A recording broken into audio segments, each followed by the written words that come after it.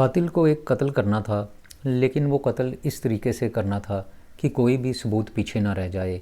वो अपने मंसूबे में कामयाब भी होता है, कत्ल कर देता है और पकड़ा भी नहीं जाता। समय बीतता जाता है। अब उसका हौसला दिन ब दिन बढ़ता जा रहा था, क्योंकि पहले एक कत्ल करने के बाद वो पकड़ा नहीं गया था। अब उसको लगने लगता है कि वो चाहे जितने मर्जी कत्ल कर ले, वो कभी पकड़ा नहीं जाएगा। ये सोचकर वो एक कत्ल और कर देता है। कातिल वही था, कत्ल करने का तरीका भी वही था, लेकिन इस बार शिकार नया था। बस यहाँ पर फ़र्क यही था कि यहाँ पर उसकी किस्मत उसका साथ नहीं देती और कातिल पकड़ा जाता है। जिसका उसने कत्ल किया था, जिस हथियार से कत्ल किया गया था, आगे कहानी में मैं आपको सब कुछ बताने जा रहा हूँ। लेकिन दोस्तों, उससे पहले अगर आप चैनल पर नए हैं तो चैनल को सब्सक्राइब कर दीजिए और वीडियो को लाइक कर दीजिए। तो चलिए दोस्तों, कहानी की तरफ आगे बढ़ते हैं। एक कातिल जो कि पेशे से टीचर था, कत्ल करने की उसने जो तिकड़म लगाई थी, वो बड़ी से बड़ी सस्पेंस फ़िल्म की कहानी से भी आगे थी। बड़ी से बड़ी सस्पेंस फ़िल्म भी उसके आइडिया के आगे फेल हो जाती है। उसने कई मर्डर मिस्ट्री फ़िल्में देखी। कई फ़िल्में देखने के बाद उसको ये आइडिया आया। उसने साउथ की, हॉलीवुड की कई फ़िल्में देखी, मर्डर करने के नए नए तरीके देखे, तो उनमें से उसको एक आइडिया बहुत पसंद आता है। ऐसी फ़िल्में देखने के बाद कातिल को एक नया ही आइडिया मिलता है। इसी आइडिया से वो अपनी बीवी का कत्ल करने के बाद पकड़ा नहीं जाता, उसका हौसला बढ़ता है। उसको एक नया हथियार मिल गया था, इससे वो किसी का भी कत्ल कर सकता था। बस उसकी इसी सोच ने उससे अपनी बीवी के बाद अपनी मंगेतर का भी कत्ल करवा दिया। लेकिन अब की बार वो पुलिस से बच नहीं सका। उसकी सारी योजना धरी की धरी रह गई। अब कातिल जेल की हवा खा रहा है। कहानी है पंजाब की। पंजाब में एक कातिल अपनी प्रेग्नेंट बीवी का कत्ल कर देता है। दुनिया की नज़रों में वो गुनहगार साबित नहीं होता। उसने अपनी बीवी को कुछ इस तरह से मारा था कि मौत नेचुरल लगती है। बीवी के शरीर पर मारपीट के निशान नहीं थे, चोट के निशान नहीं थे, उसका गला नहीं दबाया गया था, ना ही उसको फांसी लगाई गई थी और ना ही किसी भी तेज़दार हथियार से उसकी हत्या की गई थी। बीवी की मौत होने के बाद जब आस पड़ोस के लोग और रिश्तेदार कातिल के पास जाते हैं, तो कातिल ने एक कहानी बनाकर उनको सुना दी। कातिल ने कहा कि मेरी बीवी को हार्ट अटैक आया था, डॉक्टर के पास लेकर जाना ही चाहता था कि तभी उसने दम तोड़ दिया। अब क्योंकि महिला प्रेग्नेंट थी, दूसरा बॉडी पर कोई भी चोट का निशान नहीं था। कहीं से भी, किसी एंगल से भी वो जहर खाई हुई भी नहीं लग रही थी। शरीर नीला भी नहीं पड़ा हुआ था, मुंह से कोई झाग भी नहीं आ रही थी। तो इसलिए रिश्तेदारों को यही लगने लगता है कि वाकई ये बात सही है कि उसको हार्ट अटैक आया होगा और वो दुनिया से चल बसी। लोगों ने मान लिया कि मौत कुदरती है और यही सोचकर वो लोग औरत का दाह संस्कार कर देते हैं। घटना को कई साल बीत जाते हैं, मौत रहस्य ही बनी रहती है और ऐसे ही बनी रहती। लेकिन कातिल ने जब दूसरा कत्ल किया तो वो पकड़ा गया। उसे जब इंटेरोगेट किया गया, पुलिस वालों ने जब उसको रिमांड पर लेकर सख्ती से उससे पूछताछ की, तो उसने अपनी पहली बीवी के कत्ल का भी खुलासा कर दिया। नवनिंदर प्रीतपाल सिंह, जिसकी उम्र 40 साल, जुर्म बीवी और मंगेतर की हत्या करना, दोनों की हत्या एक जैसे तरीके से की गई थी, कोई सुराग नहीं छोड़ा गया था। पहला कत्ल 20 सितंबर 2021 की रात को किया गया। उस समय कातिल पकड़ा नहीं गया था, उसके ऊपर किसी को शक भी नहीं गया था। नवरिंदर प्रीतपाल सिंह मंगेतर का कत्ल करता है। पुलिस वाले उसको शक के आधार पर रिमांड पर लेते हैं। उस दौरान उसने बताया कि उसने अपनी पहली बीवी का भी इसी तरह से कत्ल किया था। वो पुलिस को बताता है कि उसने कई हॉलीवुड की फ़िल्में देखी, कत्ल में उसने नाइट्रोजन सिलेंडर का इस्तेमाल किया था। ये बात सुनकर पुलिस वाले भी हैरान रह जाते हैं। भला नाइट्रोजन सिलेंडर से हत्या कैसे की जा सकती है? क्या नाइट्रोजन सिलेंडर अपनी बीवी के सर पर उसने मारा था?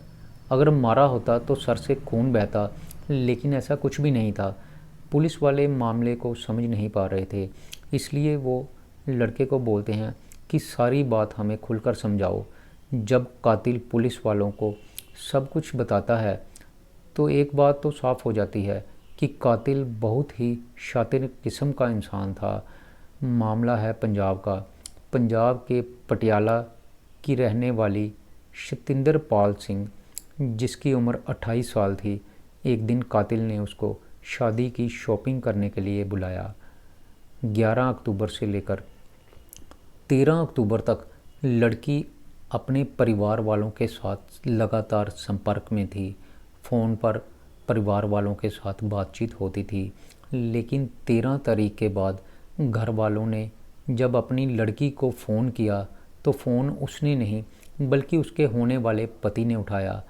जब उसके होने वाले पति से कहा गया कि हमारी बात हमारी बेटी से करवाओ, तो उसने कहा कि वो उनकी बेटी से उनकी बात नहीं करवा सकता। दरअसल दोनों शॉपिंग करने के लिए गए थे। इसी बीच दोनों में झगड़ा हो गया। उसके बाद उसकी मंगेतर कहीं चली गई है और फ़ोन भी यहीं पर छोड़ गई है, इसलिए वो उनकी बात उनकी लड़की से नहीं करवा सकता। लेकिन लड़की के पिता उसके होने वाले पति की बात से संतुष्ट नहीं लग रहे थे, इसलिए वो खुद पटियाला आते हैं। नवनिंदर प्रीतपाल सिंह के खिलाफ एफआईआर दर्ज करवाते हैं। एफआईआर में लड़की के पिता ने बताया कि उनकी बेटी और नवनिंदर प्रीत सिंह की सगाई 2020 में हो गई थी। शादी के लिए लड़का टालम टोल कर रहा था। 20 अक्टूबर को शादी की तारीख भी फिक्स हुई थी, लेकिन फिर से लड़के ने मौके पर कोई बहाना बनाकर शादी को टाल दिया। इस बात से उनकी बेटी बहुत परेशान थी। बात को समझाने के लिए और शॉपिंग करवाने के लिए आरोपी ने लड़की को पटियाला बुलाया था, लेकिन कुछ दिनों के बाद ही लड़की अचानक से गायब हो गई थी। लड़की के घर वालों को लड़के के ऊपर शक था, इसलिए उन्होंने पुलिस में उसके खिलाफ शिकायत दर्ज करवा दी। पुलिस वाले आरोपी से पूछताछ करते हैं तो उसने पुलिस को बताया कि पीड़िता जो लड़की है वो उसके साथ शॉपिंग करने के लिए गई तो थी, लेकिन उसके बाद दोनों के बीच में झगड़ा हो गया था और झगड़े के बाद वो कहीं चली गई। अब उसको ये नहीं पता कि वो कहाँ गई है। फ़ोन भी घर में ही छोड़ गई थी, इसलिए उससे संपर्क नहीं हो पा रहा। पुलिस को उसकी बातों पर यकीन नहीं था। उसकी बातों पर पुलिस को कुछ ना कुछ गड़बड़ लग रही थी। बातें झोलमाल वाली लग रही थी, क्योंकि लड़का बार बार अपनी स्टेटमेंट बदल रहा था। पुलिस वाले लड़के की हिस्ट्री जानने की कोशिश करते हैं कि उसने अपने पास्ट में अपनी लाइफ में क्या क्या किया है, वो कैसा रहा है। ये जानने के लिए उसकी हिस्ट्री जो है वो खंगाली जाती है, तो पता चलता है कि लड़का पहले से शादीशुदा है, लेकिन उसने किसी को भी ये बात नहीं बताई थी। पुलिस को ये बात भी पता चलती है कि उसकी पहले शादी तो हुई थी और उसके कुछ दिन बाद ही उसकी पत्नी जो है वो उसकी मौत हो चुकी थी, लेकिन उसने सबसे ये बात छुपाई थी। जहाँ पर वो दूसरी शादी करने जा रहा था, लड़की या फिर उसके परिवार वालों को भी इस बात की खबर नहीं थी। पुलिस वालों को उस पर और भी शक ज़्यादा हो रहा था। मंगेतर की हत्या करके उसके शव को खुर्द बुर्द करने का मामला दर्ज किया जाता है। कोर्ट में मामला पेश किया जाता है। पुलिस वाले आरोपी युवक की रिमांड मांगते हैं। कोर्ट में जब मामले को अच्छी तरह से देखा जाता है तो जज पुलिस को आरोपी युवक की 6 दिन की रिमांड दे देता है। जब पुलिस वाले आरोपी को रिमांड पर लेते हैं तो उसको अपने तरीके से इंटेरोगेट करते हैं, उससे पूछताछ करते हैं। पुलिस का जो पूछताछ करने का तरीका होता है वो थोड़ा कैजुअल होता है। जब थोड़ी सी थर्ड डिग्री दी जाती है तो बड़े से बड़े अपराधी भी सच बोलने लगते हैं। इस केस में भी ऐसा ही होता है। जैसे ही आरोपी से सख्ती से पूछताछ की जाती है तो बहुत ही हैरान करने वाला खुलासा होता है। खुलासा बेहद चौंकाने वाला था। कातिल बताता है कि उसने अपनी मंगेतर की हत्या नाइट्रोजन गैस के जरिए की थी। पहले तो उसने हत्या की, फिर उसके शव को अपने ही घर में फर्श उखाड़ कर उसके अंदर दफना दिया, और ये सारी वारदात उसने 13 अक्टूबर की रात को ही कर दी थी। आरोपी पुलिस को बताता है कि वो इस तरह से हत्या करना चाहता था कि किसी को भी शक ना हो और उसको आसानी से पकड़ा ना जा सके।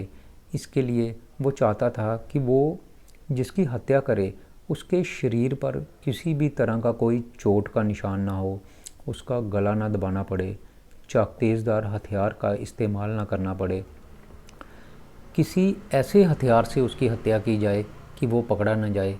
फिर एक ऐसा ही आइडिया उसने एक मूवी में देखा जिसमें कि कातिल हत्या भी कर देता है और वो पकड़ा भी नहीं जाता।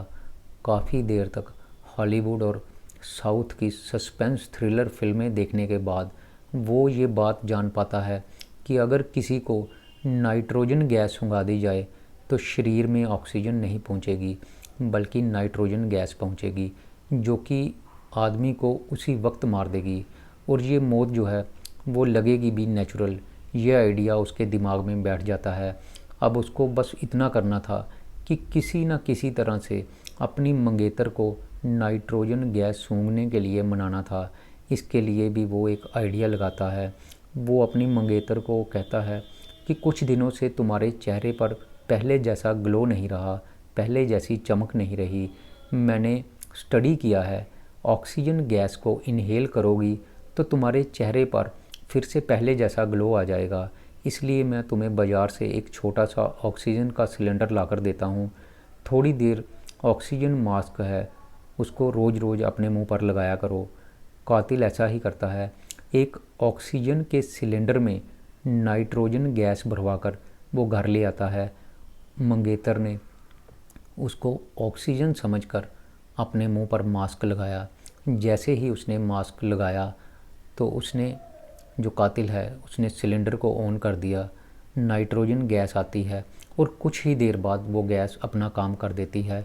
लड़की की मृत्यु हो जाती है। उसके बाद कातिल ने अपने बेडरूम में ही मंगेतर की लाश को दफना दिया। इस काम के लिए उसने देर रात का समय चुना। टीवी की आवाज़ फुल कर दी गई। आस पड़ोस में गड्ढा खोदने की आवाज़ नहीं आती, क्योंकि टीवी की वॉल्यूम बहुत ज़्यादा कर दी गई थी। कातिल ने फर्श को बराबर कर दिया, उसके ऊपर मैट बिछा दिया। अब कातिल उसके ऊपर बेड लगा देता है और उस पर सो जाता है। वो बेफिक्र था। उसको लगता है कि इसके बारे में अब किसी को पता नहीं चलेगा। लेकिन जब जांच आगे बढ़ती है तो पता चलता है कि कातिल लड़के ने इससे पहले बिशनपुरा तहसील सुनाम की सुखदेव कौर के साथ शादी की थी। शादी के कुछ देर बाद ही आरोपी ने सुखदेव कौर को भी नाइट्रोजन गैस सुंघाकर मार डाला था। बड़ी बात तो ये थी कि सुखदीप कौर उस समय प्रेग्नेंट थी।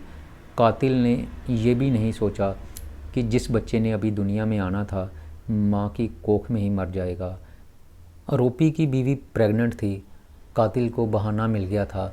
वो अपनी बीवी को कहता है कि अगर तुम ऑक्सीजन सूंघोगी तो उससे बच्चा जो है वो स्वस्थ पैदा होगा। पत्नी इस बात के लिए मान जाती है। पति फिर वही करता है, ऑक्सीजन के सिलेंडर में नाइट्रोजन गैस भरवाकर अपनी पत्नी को सूंघने के लिए देता है। वो सूंघती है और मर जाती है। कहीं पर भी गला दबाने का निशान नहीं था, कहीं पर भी हत्या साबित नहीं हो रही थी।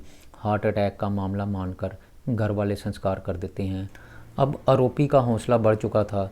वो अपनी मंगेतर को भी उसी तरह से मारना चाहता था और उसी तरह से मार भी देता है। पुलिस वालों को जब सारे केस के बारे में पता चलता है, लाश को ज़मीन से निकाला जाता है और पोस्टमार्टम के लिए भेजा जाता है। पोस्टमार्टम करने के बाद कातिल की बात सच साबित होती है। मौत की वजह नाइट्रोजन गैस ही थी। अरे जो आरोपी युवक है उसको जेल भेज दिया जाता है। तो दोस्तों, मैं यहाँ पर यही कहना चाहूँगा कि कातिल चाहे जितना मर्जी ही शातिर क्यों ना हो, जितना मर्जी वो दिमाग लगा ले, लेकिन वो कभी भी पुलिस से बच नहीं पाता। वो एक ना एक दिन पुलिस की पकड़ में आ ही जाता है। तो दोस्तों, मेरी आज की ये कहानी यहीं पर ख़त्म होती है। मैं फिर आऊँगा आपके लिए एक नई कहानी लेकर। तब तक के लिए नमस्कार, शुक्रिया।